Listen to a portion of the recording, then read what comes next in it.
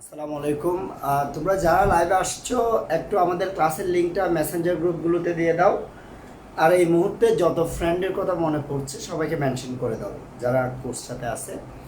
তো আমাদের যেহেতু রাতে 9:30টায় পাবলিক গ্রুপে ক্লাস আছে সেমিকন্ডাক্টর ও ইলেকট্রনিক্সের উপর, সেজন্য আমরা সময় নষ্ট না করে আমি অলরেডি 10 মিনিটস লেট, 10 মিনিট লেটে শুরু করতেছি। তো সেই হিসেবে আমরা সরাসরি ক্লাসে চলে যাচ্ছি।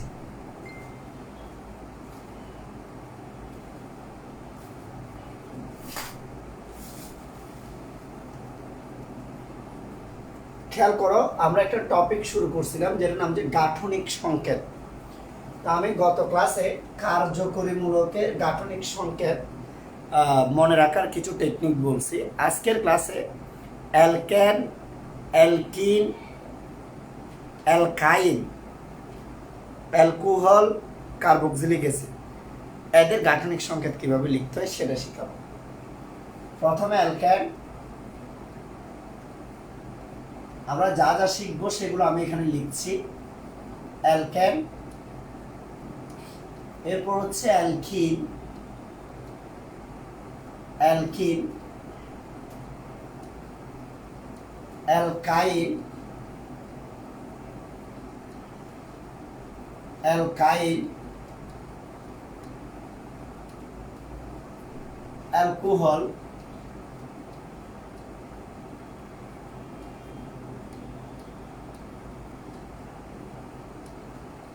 জৈব অ্যাসিড, জৈব অ্যাসিড।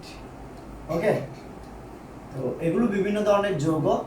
মাঝে মধ্যে পড়ার সময় বা পরীক্ষা লেখার সময় এগুলোর গাঠনিক সংকেত লিখতে হয়। আমি ধীরে ধীরে সব কিছু দেখাচ্ছি। ফার্স্ট কথা হচ্ছে, এদের গাঠনিক সংকেত জানতে গেলে তোমার এদের সাধারণ সংকেত ও কার্যকরীমূলক জানতে হবে। যেমন অ্যালকেনের সাধারণ সংকেত হচ্ছে CN H2N+2 এবং অ্যালকেনের কার্যকরীমূলক হচ্ছে কার্বন কার্বন একক বন্ধন। ঠিক সেম ভাবে অ্যালকিন, এর সাধারণ সংকেত হচ্ছে CN H2N এবং অ্যালকিনের কার্যকরীমূলক হচ্ছে কার্বন কার্বন দ্বিবন্ধন। অ্যালকাইন, এর সাধারণ সংকেত হচ্ছে CN H2N-2 এবং অ্যালকাইনের কার্যকরীমূলক হচ্ছে কার্বন কার্বন ত্রিবন্ধন। অ্যালকোহল, এর কার্যকরীমূলক হচ্ছে OH, অর্থাৎ সংক্ষেপে সাধারণ সংকেত হচ্ছে অ্যালকোহল ROH এবং এর কার্যকরীমূলক হচ্ছে OH। জৈব অ্যাসিড, এর সাধারণ সংকেত হচ্ছে RCOOH এবং এর কার্যকরীমূলক হচ্ছে COOH। এগুলো প্রাথমিক কিছু কথাবার্তা আমি বলে দিলাম, এই জিনিসগুলো লাগবে। তুমি যদি আপনাকে একটু বলবেন প্লিজ যে আমাদের সব কিছু ক্লিয়ার কিনা, ইজ এভরিথিং ওকে?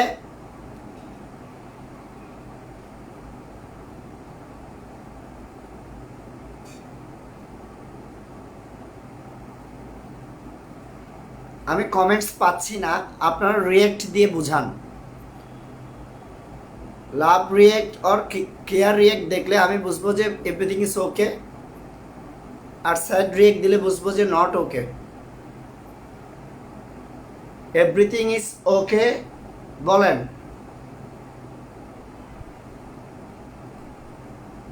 তার মানে এখনো ওকে হয় নাই।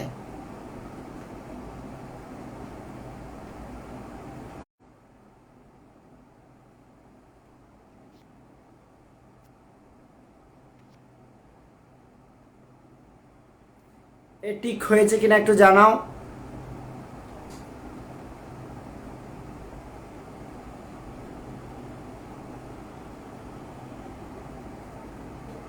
ইসরাত জাহান, হেমো, শরীফুল ইসলাম, সব কিছু কি ঠিক হয়েছে?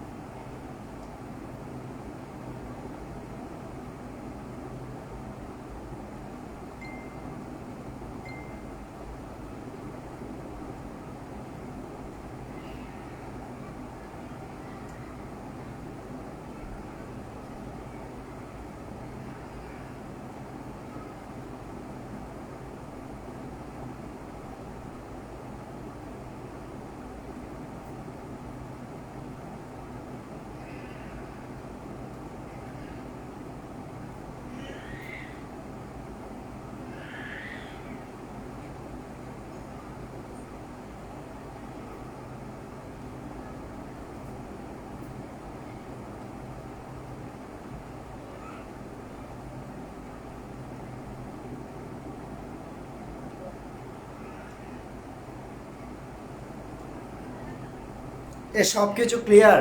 ওকে, যদি সব কিছু ক্লিয়ার হয়, দেখো আমি আরেকটা মোবাইল আনছি আবার, এনে মাত্র বুঝতে পারলাম যে সব কিছু ক্লিয়ার বলছো তোমরা।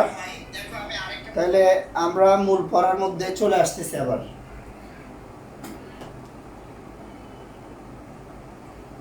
খেয়াল দাও সবাই, এখানে মনে করো আমার কাছে এটা একটা সংকেত দেওয়া আছে, বলছে C5H12, এই যৌগটার গাঠনিক সংকেত লিখো। C5H12 এর যে কোনো একটি গাঠনিক সংকেত লিখো। তো আমি কিভাবে লিখতে পারি? প্রথমে আমি C5H12 দেখে দেখতেছি কার্বন যতটি হাইড্রোজেন দ্বিগুণের চেয়ে দুটি বেশি। কার্বন যতটি হাইড্রোজেন যদি দ্বিগুণের চেয়ে দুটি বেশি হয়, তাহলে অবভিয়াসলি সেটা অ্যালকেন। আর এটা যদি অ্যালকেন হয়, অ্যালকেনের কার্যকরীমূলক হবে কার্বন কার্বন একক বন্ধন। ফলে এখানে যে 5টা কার্বন আছে, আমি চাইলে 5টা কার্বনকে এভাবে লিখতে পারি, 1 2 3 4 5। 5টা কার্বন লেখার পর প্রত্যেকটা কার্বনের যোজনে আমরা জানি 4 মিলানোর জন্য হাইড্রোজেন দিতে হবে। যেমন এই কার্বনের যোজনী যদি 1 ফিল আপ হয়, বাকি থাকে 3, ফলে 4 হয়ে গেছে।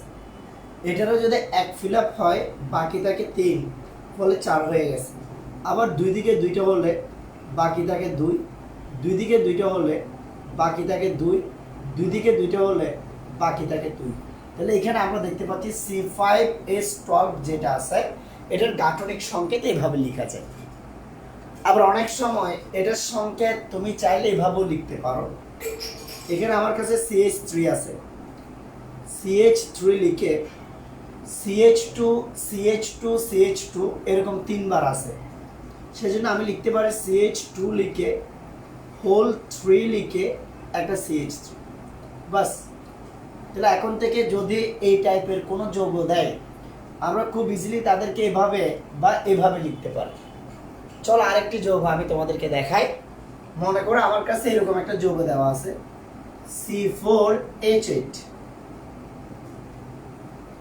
প্রথমে আমাকে জানতে হবে এই যৌগটার গাঠনিক সংকেত লেখার আগে এই যৌগটির সংকেত কোনটির আণবিক সংকেতের সাথে মিলে গেছে। কার্বন যতটি হাইড্রোজেন ঠিক তার দ্বিগুণ। যদি কার্বন যতটি হয়, হাইড্রোজেন ঠিক তার দ্বিগুণ হয়, তাহলে তাদেরকে আমরা অ্যালকিন বলি। দেখো, কার্বন যতটি হাইড্রোজেন ঠিক তার দ্বিগুণ, সেজন্য এই যৌগটার নাম হচ্ছে কি? অ্যালকিন। তো এখন আমি যদি 4টি কার্বনকে লিখি স্যার, এভাবে লিখতে পারি না? 1 2 3 4, 4টা কার্বন হয়ে গেছে। কিন্তু আমরা তো জানি অ্যালকিনের কার্যকরীমূলক কার্বন কার্বন দ্বিবন্ধন। ফলে আমরা এই 4টা কার্বনের যে কোনো একটা জায়গায় কার্বন কার্বন দ্বিবন্ধন দিতে পারে। এক্সাম্পল হিসেবে মনে করো আমি এখানে দ্বিবন্ধন দিলাম, এটা ফিক্সড না, তুমি চাইলে শুরুতে বা শেষেও দিতে পারো। যে কোনো একটা জায়গায় শুধু একটা দ্বিবন্ধন দেওয়া যাবে। দেওয়ার পর আবার কার্বনের যোজনী 4 মিলানোর জন্য হাইড্রোজেন বসাতে হবে। যেমন 1 মিলে গেছে, বাকি আছে 3। এখানে 2 পাশে মিলে 3 মিলে গেছে, তাহলে বাকি আছে 2।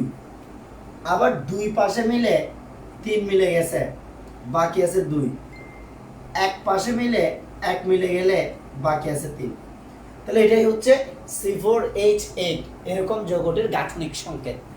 আই হোপ জিনিসগুলো তোমরা বুঝতে পারছো এবং নিজেরা অ্যাপ্লাই করতে জানবা। মনে করো আমার কাছে এরকম একটা যৌগ দিচ্ছে C5H8। আমাকে এই যৌগটার গাঠনিক সংকেত লিখতে হবে। এখন C5H8 এটার গাঠনিক সংকেত আমি কিভাবে লিখতে পারি? দেখো, এখানে কার্বন যতটি হাইড্রোজেন দ্বিগুণের চেয়ে 2টি কম আছে। তো কার্বন যতটি হাইড্রোজেন যদি দ্বিগুণের চেয়ে 2টি কম থাকে, তাহলে সেটা অ্যালকাইন হয়ে যায়। আর আমরা জানি অ্যালকাইনের কার্যকরীমূলক কার্বন কার্বন ত্রিবন্ধন। তাহলে আমি 5টা কার্বন লিখব, ঠিক 1 2 3 4 5। আমি 5টা কার্বন লিখব, ঠিক আছে, কিন্তু আমি যে কোনো একটা জায়গায় কার্বন কার্বন ত্রিবন্ধন দিতে পারি। ধরে নাও আমি এই জায়গায় কার্বন কার্বন ত্রিবন্ধন দিলাম। আমার হাইড্রোজেন আছে কয়টা? 8টা। 8টা হাইড্রোজেন আমাকে মিলাইতে হবে। কিভাবে মিলাবো? প্রথম কার্বনের ভাগে পড়তেছে হাইড্রোজেন 3টা, এখানে 4টা হয়ে গেছে যোজনী 4, এখানেও 4টা হয়ে গেছে যোজনী 4, এখানে 2 ফিল আপ হয়েছে বাকি আছে 2, এখানে 1 ফিল আপ হয়েছে বাকি আছে 3। তাহলে এটার নাম হচ্ছে C5H8 বা এটা হচ্ছে অ্যালকাইল। দেখছো, এরকম বিভিন্ন আণবিক সংকেতগুলো দেখে প্রথমে আমরা বুঝি সেটা কোন সাধারণ সংকেতে পড়ছে, সেটা অনুযায়ী তাদের কার্যকরীমূলকটা বসিয়ে অন্যগুলো কাজ করতে পারি। এবার চলো মনে করো আমাদেরকে এরকম একটা যৌগ দিল, যেটা হচ্ছে C5H9OH, C5H9OH। তো এখানে C5H9 যেটা, এটা অ্যালকাইল মূলকের সাধারণ সংকেত। তোমরা যারা অ্যালকাইল মূলকের সাধারণ সংকেত ভুলে গিয়েছ, তোমাদের জন্য আমি অ্যালকাইল মূলকের সাধারণ সংকেতটা রিপিট করছি, হচ্ছে CN2N+1, এটা অ্যালকাইল মূলকের সাধারণ সংকেত। তার মানে কার্বন যতটি, হাইড্রোজেন দ্বিগুণের চেয়ে একটি বেশি, আর বাদ বাকি অংশটা OH আসছে। তাহলে এখন স্যার এটার গাঠনিক সংকেত কিভাবে লিখবেন? অ্যালকাইল মূলকের ক্ষেত্রে কার্বন কার্বন একক বন্ধন হচ্ছে কার্যকরী মূলক। আমি আবার বলছি,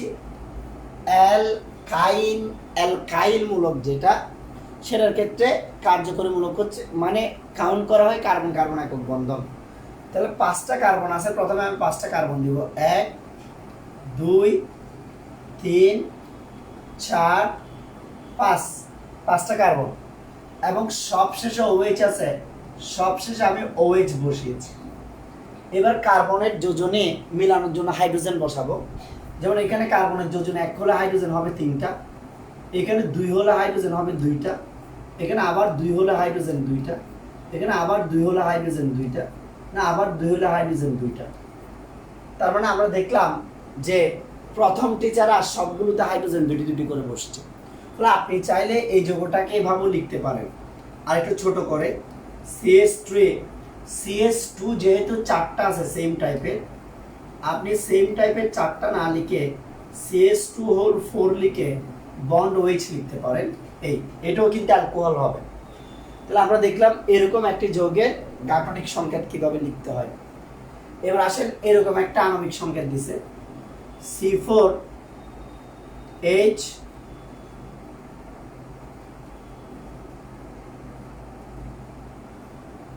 এখানে দ্বিগুণের চেয়ে একটি বেশি হবে যে স্যার H11 হবে, H11, C4H9 COOH। মনে করি এটা একটা জৈব যৌগ, আমাকে বলছে এই জৈব যৌগটির গাঠনিক সংকেত লিখতে। আমি কিভাবে লিখব? C4H9 হচ্ছে অ্যালকাইল মূলক, তার সাথে একটা কার্যকরী মূলক আছে, তাহলে কার্বন 4টি একক বন্ধনে 1 2 3 4, এবং সেই সাথে COOH। ভালো করে বুঝেন। তাহলে প্রথম কার্বনের ক্ষেত্রে যোজনী মিলানোর জন্য হাইড্রোজেন 3টি, অ্যালকাইল মূলকের ক্ষেত্রে বাদ বাকি সবগুলোতে হাইড্রোজেন 2টি বসবে, এটা নিয়ে আর কোনো সন্দেহ থাকে না। তাহলে আমি প্রথমটাতে যদি CH3 বসাই, বসানোর পর এখানে CH2 কিন্তু 3টা আছে, তাহলে ব্র্যাকেট দিয়ে আমি লিখতে পারি CH2 বন্ড COOH। এটাই হচ্ছে স্যার কার্বক্সিলিক অ্যাসিডের গাঠনিক সংকেত। তাহলে আমরা এখানে যেটা পেয়েছি এটা অ্যালকোহলের গাঠনিক সংকেত, এখানে যেটা পেয়েছি এটা কার্বক্সিলিক অ্যাসিডের গাঠনিক সংকেত। ও আচ্ছা, আরেকটা কথা বলা হয় নাই, তুমি চাইলে কার্যকরী মূলকটাকেও ভেঙে লিখতে পারো। সেটা কিভাবে? CH3 CH2 অবশ্যই এটা লাগে না, এগুলো বিক্রিয়ার মেকানিজম লেখার সময় আমরা অনেক সময় ভেঙে লিখি C ডাবল বন্ড ও OH। অনেক সময় এভাবেও গাঠনিক সংকেত লেখা যায়। এগুলো আমি দেখাচ্ছি কেন, যাতে এগুলো যখন জৈব যৌগ বা অর্গানিক কেমিস্ট্রি আপনি পড়তে যাবেন, সেখানে বিভিন্ন জায়গায় আপনার এই জিনিসগুলো চোখে পড়বে। চোখে পড়ার পর আপনি যাতে সেগুলোকে সাধারণভাবে নেন, সাধারণভাবে নিলে জৈব যৌগ আপনার জন্য সহজ হবে। সেগুলোকে যদি আপনি কঠিনভাবে নেন, তাহলে জৈব যৌগ আপনার জন্য কঠিন হয়ে যাবে। সহজ কথা। সবাই এতটুকু পর্যন্ত গাঠনিক সংকেতের বেসিকটা বুঝছেন কিনা বলেন? যদি বুঝেন, আমরা চলে যাব কার্যকরী মূলকের অগ্রগণ্য তালিকা টপিকে।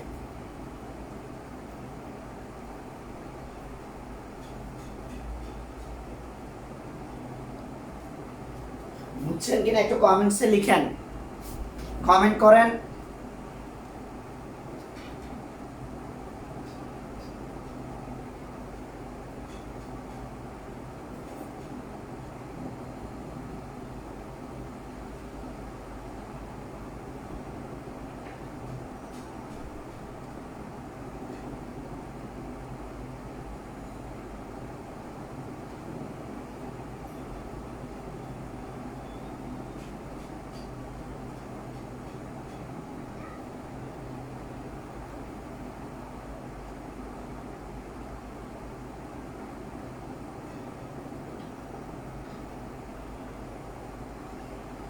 ইসরাত জান হিমু লিখছে C4H8, thank you Himo, thank you very much, good girl. এখানে কার্বনের যোজনে অলরেডি 3 মিলে গেছে, সেজন্য এক বাকি ছিল, একটা করে হবে। ঠিক আছে, ঠিক আছে, আশা করি এগুলো ছাড়া আর কোনো প্রবলেম ছিল না। সুতরাং এখন আমরা চলে যাচ্ছি কার্যকরীমূলকের অগ্রগণ্য তালিকা যে টপিকটা আছে সেই টপিকটাতে। চলো আমরা নতুন একটা টপিক শুরু করছি। নতুন যে টপিকটা শুরু করছি এটার নাম হচ্ছে কার্যকরীমূলকের অগ্রগণ্য তালিকা। কার্যকরী মূলকের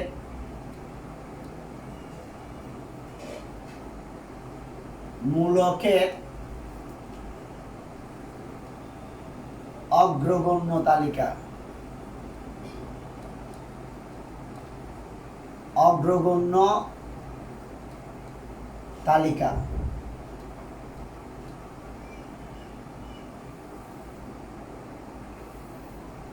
আমি আবার বলছি, আমরা এখানে যে টপিকটা দেখতে পাচ্ছি টপিকটার নাম হচ্ছে কার্যকরী মূলকের অগ্রগণ্য তালিকা। প্রথমে তোমাদের বোঝানো দরকার আছে অগ্রগণ্য তালিকা মানে কি। অগ্রগণ্য তালিকা মানে হচ্ছে, মনে করো বাসায় চিংড়ি মাছ রান্না করছে, বড় চিংড়ি মাছ একটা, বাদ বাকি সবগুলো ছোট চিংড়ি মাছ। খাওয়ার সময় তোমার আম্মু বড় চিংড়ি মাছটা তোমার কাছে তুলে দিছে, তাহলে বুঝতে হবে তোমাদের বাসায় খাওয়ার অগ্রগণ্য তালিকায় তুমি এগিয়ে। অথবা তোমার বোনের হাজব্যান্ড আসছে, সবচেয়ে বড় মুরগির মাংসের টুকরা যেটা আছে সেটা ওনার পাতে তুলে দিছে, তাহলে বুঝতে হবে অগ্রগণ্য তালিকায় উনি এগিয়ে। জৈব যৌগের ক্ষেত্রে এরকম অগ্রগণ্য তালিকা আছে। যখন একই যৌগের অনেকগুলো কার্যকরীমূলক থাকে তখন মেনলি যৌগটা কি হিসেবে কাজ করবে সেটা মূলত আমরা অগ্রগণ্য তালিকা থেকে জেনে থাকি। এখন অগ্রগণ্য তালিকা মনে রাখার জন্য আমি একটা ট্রিক্স বা টেকনিক দিয়ে দিব, এরপর আমি সেটা ডিটেলসে বুঝাবো। সবাই ভালো করে মনোযোগ দিয়ে খেয়াল করো। অগ্রগণ্য তালিকাটা সবাই মনোযোগ দেন। এটা হচ্ছে চিজ আসা, চিজ আশা, আশা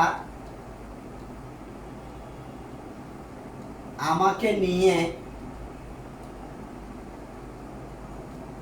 চিজ আশা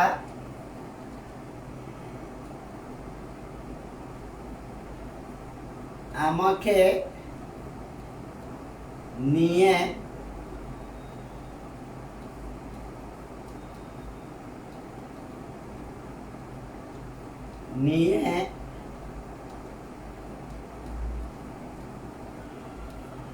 আলাদিনের কাছে এলো। আলাদিনের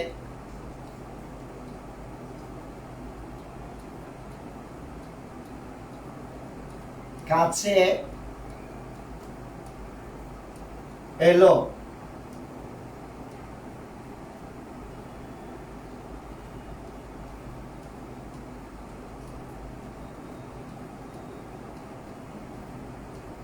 এদিকে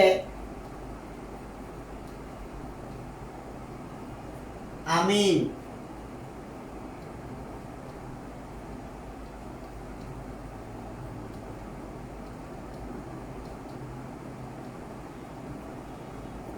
এদিকে আমিন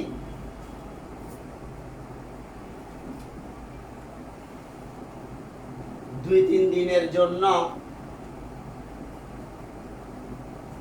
এদিকে আমিন দুই তিন দিনের জন্য ইতের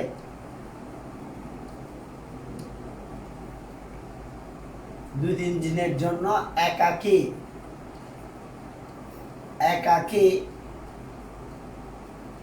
ইতের হেলানাকে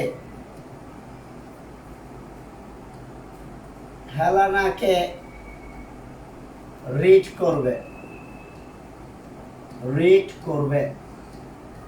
শুরু থেকে কথাগুলো বলছি, কথাগুলো হয়তো তোমার শিখতে 2-4 বার একটু প্র্যাকটিস করতে হবে, বাট এটা এমন একটা লাইন, এই লাইনটা যদি তুমি একবার শিখে ফেলতে পারো তো তোমার জন্য সব ইজি হয়ে যাবে, সব।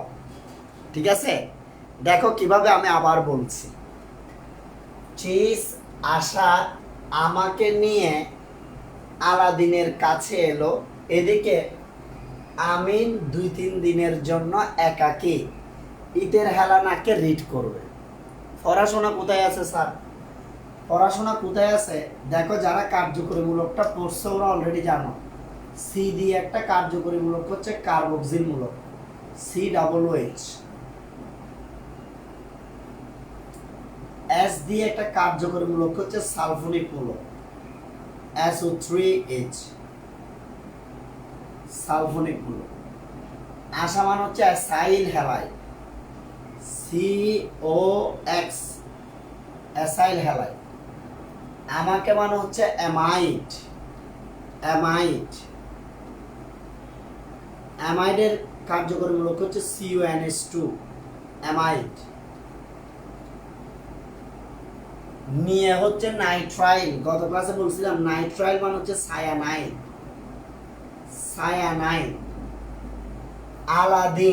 আলাদিন মানে হচ্ছে ALD, অ্যালডিহাইড, CHO, অ্যালডিহাইড। কাছের কে দিয়ে হচ্ছে কিঠুন, CO হচ্ছে কিঠুন। অ্যালোয়ের L দিয়ে হচ্ছে অ্যালকোহল।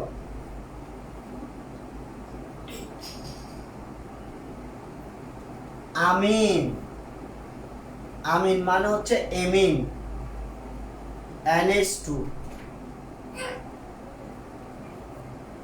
2 দিয়ে হচ্ছে কার্বন দ্বিবন্ধন। 3 দিয়ে হচ্ছে কার্বন ত্রিবন্ধন। একাকী দিয়ে হচ্ছে কার্বন একক বন্ধন। ইথার মানে হচ্ছে ইথার মূলক।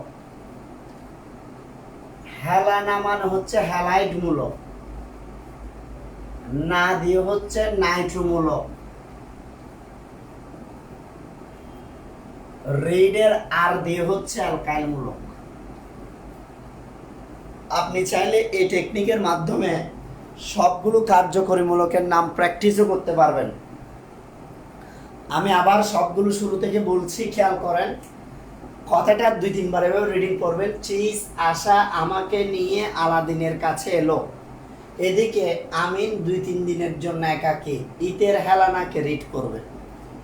এখন সি দিয়ে হচ্ছে কার্বক্সিল মূলক, এস দিয়ে সালফোনিক মূলক, অ্যাসাইল হ্যালাইড, অ্যামাইড, এন দিয়ে হচ্ছে নাইট্রাইল বা সায়ানাইড, ALD দিয়ে হচ্ছে অ্যালডিহাইড, কে দিয়ে হচ্ছে কিঠুন, অ্যালকোহলের L দিয়ে হচ্ছে অ্যালকোহল। আমিন মানে এমিন, 2 দিয়ে কার্বন দ্বিবন্ধন, 3 দিয়ে কার্বন ত্রিবন্ধন, একাকী দিয়ে কার্বন একক বন্ধন, ইথার দিয়ে ও মূলক বা ইথার মূলক, হেলানা দিয়ে হ্যালাইট মূলক, না দিয়ে হচ্ছে নাইট্রো মূলক, আর দিয়ে হচ্ছে অ্যালকাইল মূলক। এই ছিল মোটামুটিভাবে বিভিন্ন কার্যকরী মূলকগুলোর নাম। বাংলা টেকনিক থেকে এতটুকু পর্যন্ত লিখতে হবে। লিখার পর অগ্রগণ্য তালিকা কিভাবে বুঝবো, আমি 2টা এক্সাম্পল দিলেই সব বুঝে যাবেন। মনে করেন CH3 bond CH2 bond CH2 bond CH2 bond CH3, এটাই হচ্ছে আমার অ্যালকেন। কথার কথা। তো অ্যালকেনের অণুতে শুধু কার্বন কার্বন একক বন্ধন, সেজন্য এটা অ্যালকেন হবে শিওর। কিন্তু মনে করো আমি এই জায়গায় একটা হাইড্রোজেন কমিয়ে এখানে একটা ডাবল বন্ড দিলাম। আমি একটা স্টুডেন্টকে জিজ্ঞেস করলাম যে এবার বলো এটা কি অ্যালকেন হবে নাকি অ্যালকিন হবে। ওকে জিজ্ঞেস করলাম, বলো বাবা এটা কি অ্যালকেন হবে নাকি অ্যালকিন হবে। তো সে আমাকে উত্তর দিল যে স্যার এটা অ্যালকেন না, এটা অ্যালকিন হবে। কেন? কারণ হচ্ছে এখানে কার্বন কার্বন দ্বিবন্ধন যেটা আছে, দ্বিবন্ধনের অবস্থান কার্বন কার্বন একক বন্ধনের অবস্থানের উপরে। এবং আমরা জানি কার্যকরী মূলকের এই যে অগ্রগণ্য তালিকার লিস্ট, এই লিস্টে যেটার অবস্থান উপরে সেটা প্রায়োরিটি পায়। সেজন্য এখানে যদিও একক বন্ধন অনেক বেশি, দ্বিবন্ধন আছে শুধু একটা, বাট কোনো যৌগে যদি একটি দ্বিবন্ধন থাকে এবং অনেকগুলো একক বন্ধন থাকে, তাও সেই যৌগটি অ্যালকিন হয়ে যায়। এবার আরেকটা লজিক, মনে করো আমি যৌগটাকে আরেকটু বড় করে দেখাচ্ছি আমার বোঝানোর সুবিধার্থে। এটাই মনে করো যৌগটা। তো এখন আমি বোঝানোর সুবিধার্থে এখানে করলাম কি, দুইটা হাইড্রোজেন মুছে দিলাম, মুছে দিয়ে এখানেও দুইটা হাইড্রোজেন মুছে দিলাম, মুছে দিয়ে আমি করলাম কি এখানে দিয়ে দিলাম কার্বন কার্বন ত্রিবন্ধন। এবার আমি তোমাদেরকে প্রশ্ন করলাম, এখানে তো কার্বন কার্বন একক বন্ধন আছে, কার্বন কার্বন দ্বিবন্ধন আছে, কার্বন কার্বন ত্রিবন্ধন আছে, তুমি কি আমাকে বলতে পারবা যে এটা আসলে কি হবে? এটা কি অ্যালকেন হবে নাকি অ্যালকিন হবে নাকি অ্যালকাইন হবে? আমি আবার রিপিট করছি, এটা কি অ্যালকেন হবে নাকি অ্যালকিন হবে নাকি অ্যালকাইন হবে? অ্যাকচুয়ালি কি হবে? তখন আবার তুমি অগ্রগণ্য তালিকা দেখো, তুমি দেখো যে এখানে অ্যাকচুয়ালি দ্বিবন্ধন ত্রিবন্ধন একক বন্ধন এই তিনটার মধ্যে দ্বিবন্ধন উপরে আছে, সেজন্য এই অবস্থায়ও যৌগটা অ্যালকিনই হবে। অগ্রগণ্য তালিকাতে যেটি উপরে থাকে সেটাই হয়, এটা অ্যালকিনই হবে। আচ্ছা, ভেরি ইন্টারেস্টিং। চলো আরেকটা বুঝাই। মনে করো এখানে শুধু একক বন্ধন আছে, দ্বিবন্ধনটা নাই। এবার যদি প্রশ্ন করা হয় এখানে একক বন্ধন থাকলে অ্যালকেন হয় আর ত্রিবন্ধন থাকলে অ্যালকাইন হয়, তাহলে এই যৌগটা কি অ্যালকেন হবে নাকি অ্যালকাইন হবে? উত্তর হচ্ছে একক বন্ধন আর ত্রিবন্ধনের মধ্যে ত্রিবন্ধন কিন্তু উপরে, একক বন্ধন আর ত্রিবন্ধনের মধ্যে ত্রিবন্ধন উপরে, আর ত্রিবন্ধন উপরে হওয়ায় এই যৌগটা তখন অ্যালকাইন হবে। তাহলে আমরা দেখতে পাচ্ছি একটি যৌগে একাধিক কার্যকরী মূলক থাকলে অ্যাকচুয়ালি যৌগটা কি হয় সেটি বোঝার জন্য এই অগ্রগণ্য তালিকাটা খুব ভালো কাজ করে। মনে করো এখানে একটা CH3 আছে, CH3, এখানে আছে একটা CH2, এখানে আছে একটা CH2, এখানে একটা CH2, এরপর এখানে আছে একটা COOH। ধৈর্য ধরো। এখন যদি আমি তোমাকে প্রশ্ন করি এই যৌগটা কি, তুমি এটার উত্তরে বলবা স্যার এই যৌগটি হচ্ছে জৈব অ্যাসিড, কারণ কার্বক্সিল মূলক আছে। মনে করে আমি এখানে একটা হাইড্রোজেন বাদ দিয়ে একটা ক্লোরিন বা হ্যালোজেন দিলাম। এবার যদি জিজ্ঞেস করি এটা কি অ্যালকাইল হ্যালাইড হবে নাকি কার্বক্সিলিক অ্যাসিড হবে, উত্তর হচ্ছে হ্যালোজেনের অবস্থান এখানে আর কার্বক্সিলিক অ্যাসিডের অবস্থান এখানে। তার মানে হ্যালোজেনের অনেক উপরে কার্বক্সিলিক অ্যাসিড আছে, সুতরাং এটা কার্বক্সিলিক অ্যাসিড হবে। আর কেউ যদি বলে স্যার মনে করেন এখানে একটা হাইড্রোজেন বাদ দিয়ে আমি এখানে একটা OH মূলক বসিয়ে দিলাম, এবার যৌগটা কি হবে? এটা কি অ্যালকোহল হবে, অ্যালকাইল হ্যালাইড হবে, নাকি কার্বক্সিলিক অ্যাসিড হবে? OH মূলককে আমি যদি লিস্টে দেখি, OH মূলক এই জায়গায় আছে, কিন্তু আমরা দেখতে পাচ্ছি OH মূলকের চেয়েও কার্বক্সিল মূলক উপরে আছে, সুতরাং এটা অ্যাসিডই হবে। এখানে মনে করো আমি একটা সালফোনিক মূলক লাগাই দিলাম, SO3H, SO3H। এই অবস্থায় যদি জিজ্ঞেস করি এটা কি হবে, এই অবস্থায় যদি জিজ্ঞেস করি এটা কি হবে, তাহলে এটা কার্বক্সিলিক অ্যাসিড হবে। কারণ অগ্রগণ্য তালিকায় যেহেতু কার্বক্সিল মূলক সবার উপরে আছে, সুতরাং এটার চেক করার দরকার নাই। যদি কার্বক্সিল মূলক থাকে এটা সব সময় অ্যাসিড হবে, এটার অন্য কিছু হওয়ার কোনো পসিবিলিটিস নাই। সবাই বুঝছেন কিনা একটু কমেন্টে লিখেন, সবাই বুঝছেন কিনা কমেন্টে লিখেন, আমি একটু আপনাদের কমেন্ট চেক করব।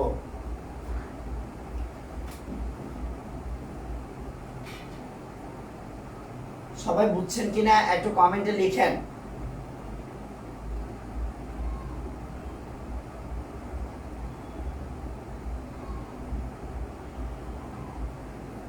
কথাটা ভেরি সিম্পল, সেটা হচ্ছে কোনো যৌগের গঠনে একাধিক কার্যকরী মূলক থাকলে তখন অগ্রগণ্য তালিকা অনুযায়ী যেটা উপরে থাকবে সেটাই হচ্ছে কি, সেটাই হচ্ছে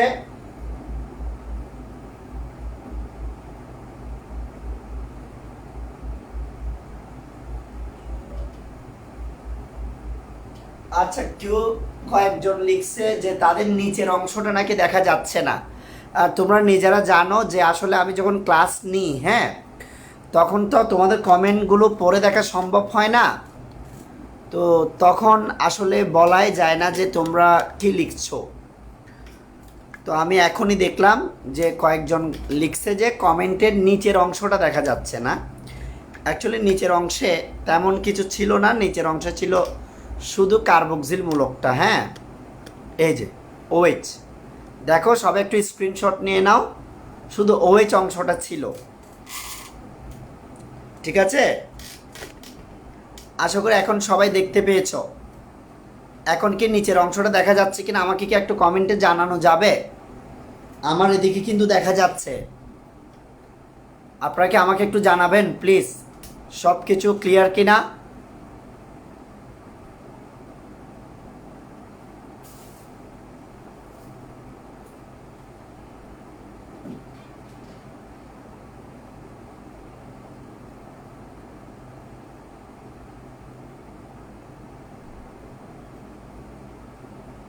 ওকে, অল ক্লিয়ার বলছে সবাই, অল ক্লিয়ার বলছে, ভেরি গুড, থ্যাংক ইউ। এবার চলো আমরা কার্যকরী মূলকের অগ্রগণ্য তালিকা এবং তার অ্যাপ্লিকেশনসটা দেখলাম। এখন আমরা চলে যাচ্ছি রাসায়নিক বিক্রিয়ার ধরন সম্পর্কে, অর্থাৎ রাসায়নিক বিক্রিয়ার প্রকারভেদ। সবাই লিখেন রাসায়নিক বিক্রিয়ার, রাসায়নিক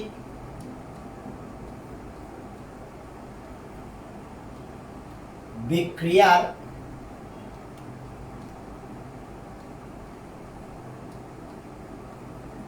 বিক্রিয়ার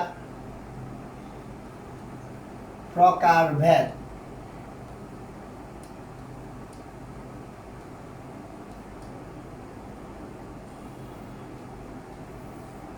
খেয়াল করো, যদি তোমাকে প্রশ্ন করা হয় যে রাসায়নিক বিক্রিয়া কত প্রকার ও কি কি, অ্যাকচুয়ালি আমরা দেখছি যতগুলো জৈব যৌগের বিক্রিয়া আছে প্রায় সবগুলো বিক্রিয়াকে সর্বোচ্চ 4 ভাগে ভাগ করা যায়, অর্থাৎ আমরা সাধারণত 4 ভাগে ভাগ করি।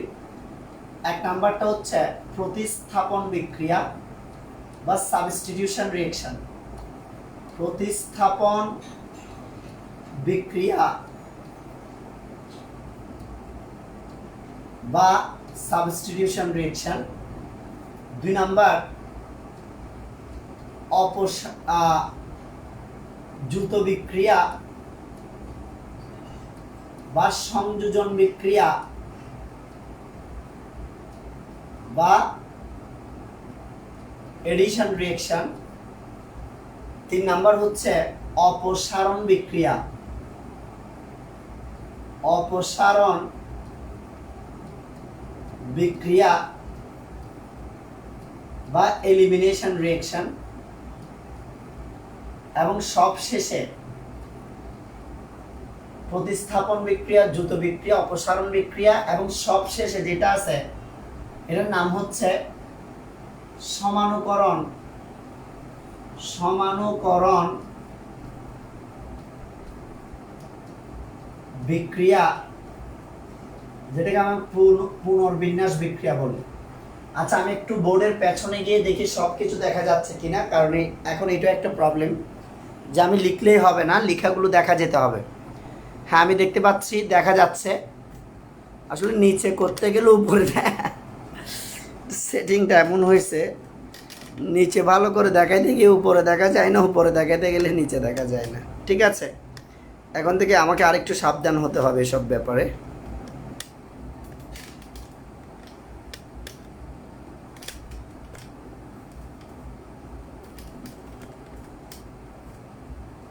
ঠিক আছে, ওকে।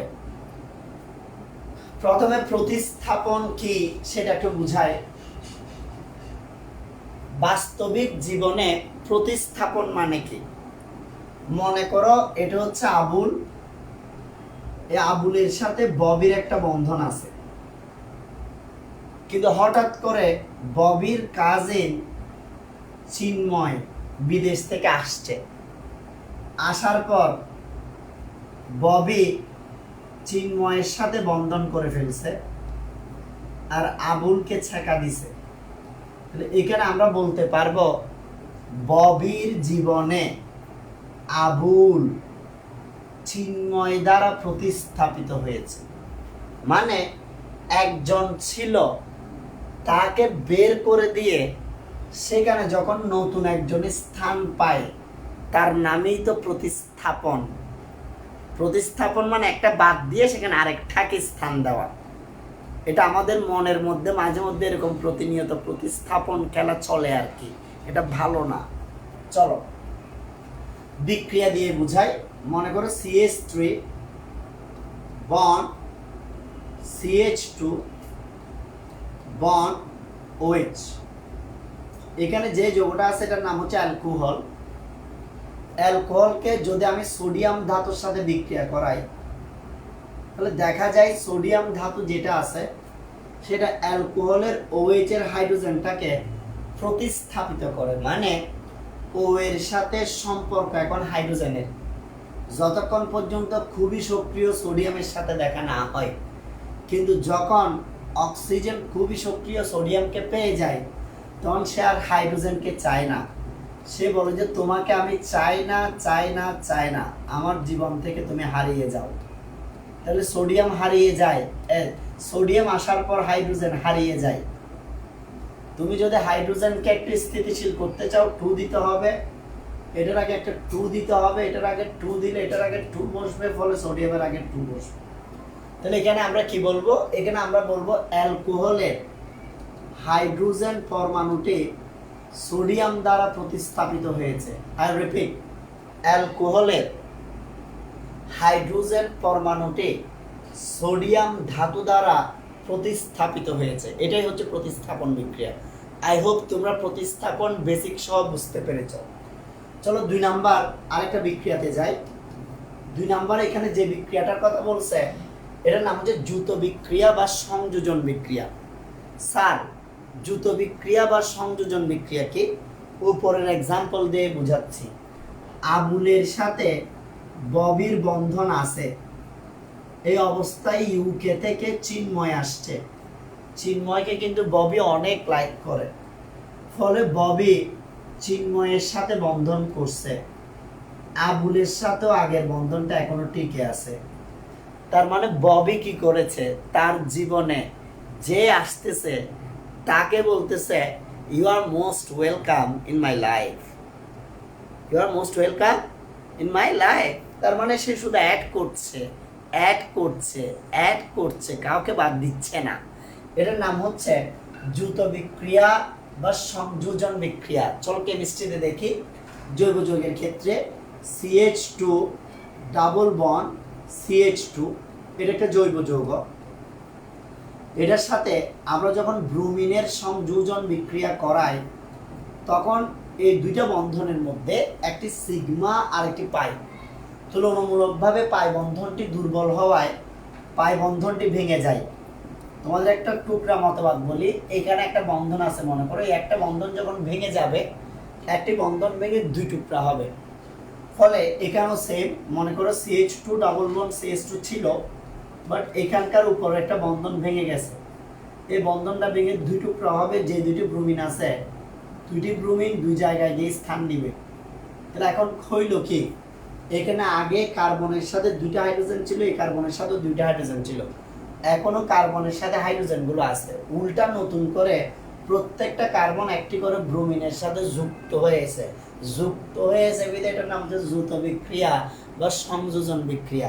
এটাতে কি হয় আসলে, এটাতে হয় দুই বা ততোধিক পদার্থ পরস্পরের সাথে যুক্ত হয়ে শুধুমাত্র একটি উৎপাদ তৈরি করে। এটাই হচ্ছে যৌথ বিক্রিয়া বা সংযোজন বিক্রিয়ার বেসিক। চলো এবার 3 নাম্বার আরেকটি বিক্রিয়া আমি তোমাদেরকে বুঝাবো, যেটার নাম হচ্ছে অপসারণ বিক্রিয়া। ইংরেজিতে আমরা যেটাকে বলছি এলিমিনেশন রিঅ্যাকশন। এলিমিনেশন রিঅ্যাকশন মানে, এটা একটু কথা অন্যভাবে বলি, মনে করো আবুল আর ববির মধ্যে একটা বন্ধন আছে।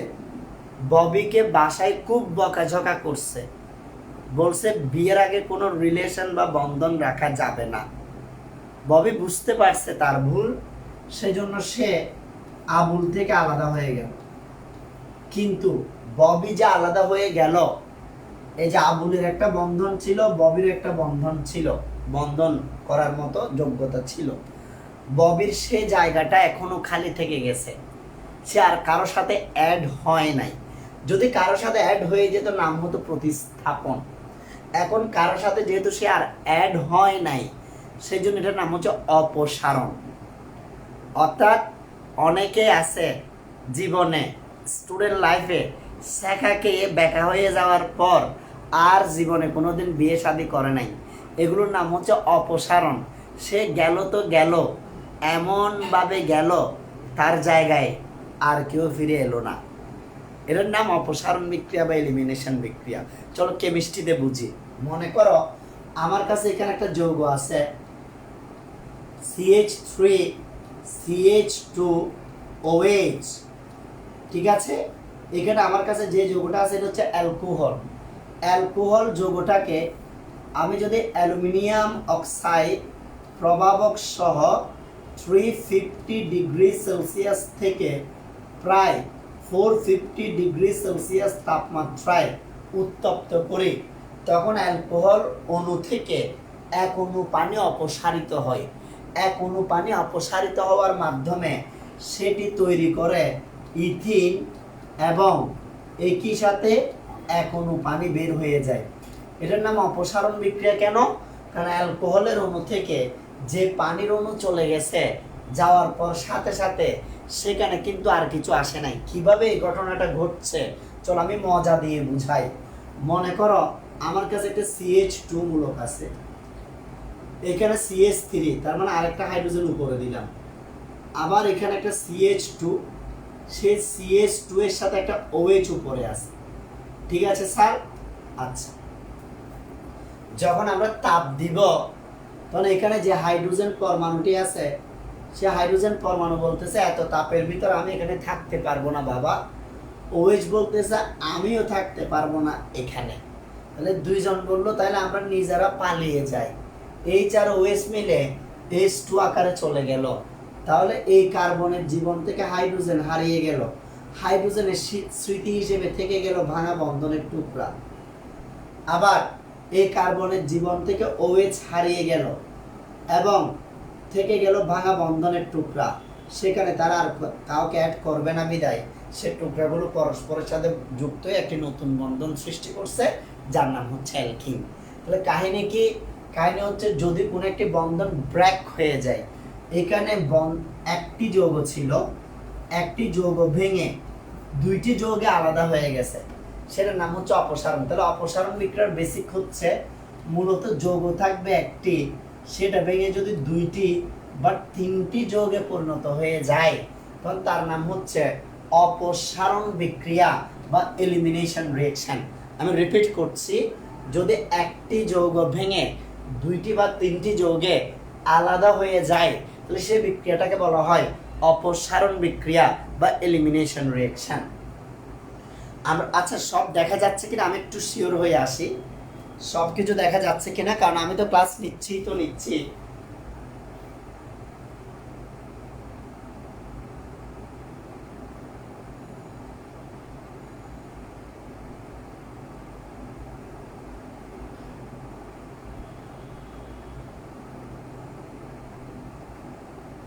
খেয়াল করো, এবার আসো আমরা এর পরের অংশটাতে যাই।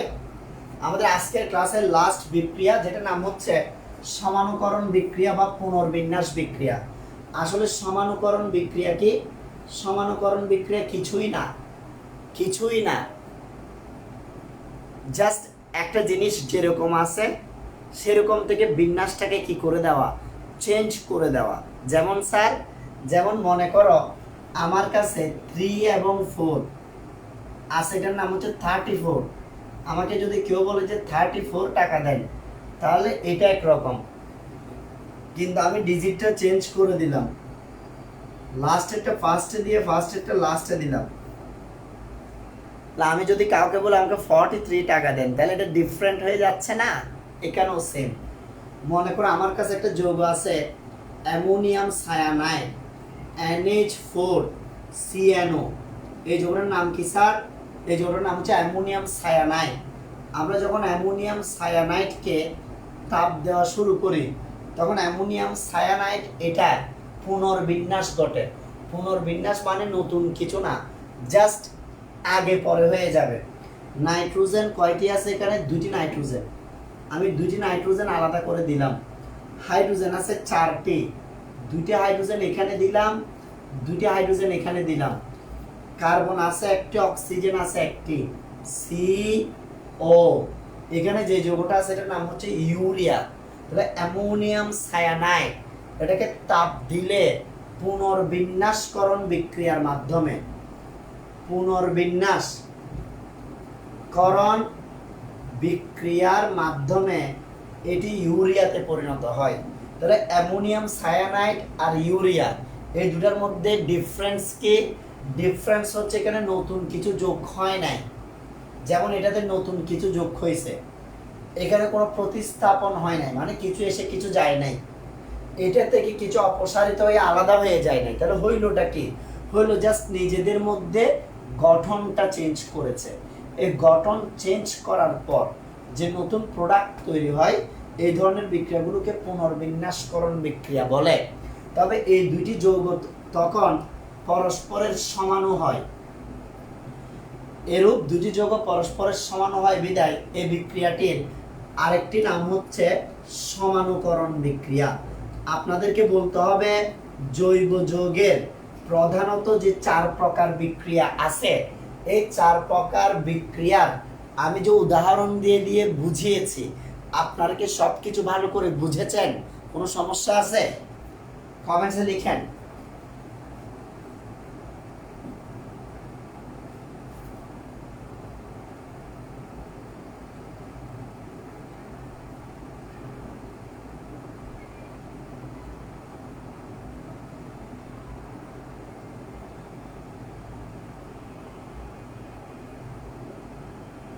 সবাই বুঝতে পারছেন কিনা একটু কমেন্টে লিখতে হবে তো স্যার। ইসরাত জান হেমু লিখছে আলহামদুলিল্লাহ বুঝছি স্যার। রাত লিখছে আলহামদুলিল্লাহ সব ভালোভাবে বুঝছে, শুধু এই দুইজন বুঝছে, যে আর কেউ কিছু বুঝে নাই। নুরুল আমিন লিখছে আলহামদুলিল্লাহ খুব ভালোভাবে বুঝছি। শর্মিদা লিখছে বুঝছি। সিরাজুল মুনিরা লিখছে বুঝছি। নজরুল ফাহিম লিখছে বুঝছি। Very good. আমাদের হাতে আর সময় না থাকার কারণে আমরা কন্টিনিউ করতে পারছি না। ইনশাল্লাহ তোমাদের সবার সাথে আবারও দেখা হচ্ছে রাতের 9:30টায় সেমিকন্ডাক্টর ও ইলেকট্রনিক্স ক্লাসে। সবাই ভালো থাকবা। আল্লাহ হাফেজ। আসসালামু আলাইকুম।